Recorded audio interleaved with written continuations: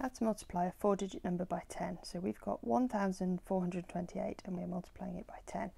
So when working with something like this, the first thing I always do is to record the place value columns. So these are ones, tens, hundreds and thousands.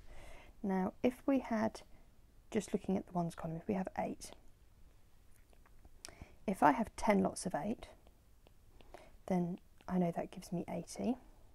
And if I go to the tens column and I've got 20, if I multiply that by 10, it will give me 200. 20 lots of 10 or 10 lots of 20 is 200. Moving up, we go to the hundreds column where we've got 400. If we multiply that by 10, we'll end up with 4,000. And then finally in the thousands column, we've got 1,000. And again, if we multiply that by 10, we will end up with 10,000. Now if we were to put those numbers back together, we would end up with 10,000. We've then got 4,000, so this would become 4,000. So we've used this number and this number.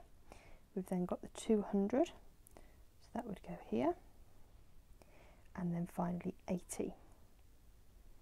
Okay, so if we were to multiply 1428 by 10, we would end up with 14,280. Now what I'm also going to do very quickly is to also show you how that works with numbers within their place value columns. So let's go back to the question up here with the place value columns, and effectively what we're saying is when we have a number, any number, when we've got the ones column, all of the numbers, because we work within base 10, if we multiply each column by 10, each column is going to have to move the digit to the following place.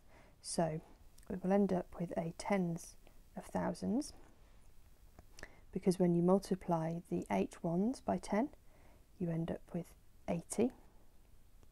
When you multiply the 2 tens by 10, you end up with 200. When you multiply the 4 hundreds by 10, you end up with 4,000. And when you multiply the 1,000 by 10, you end up with 10,000. So you can see how that also works within place value columns.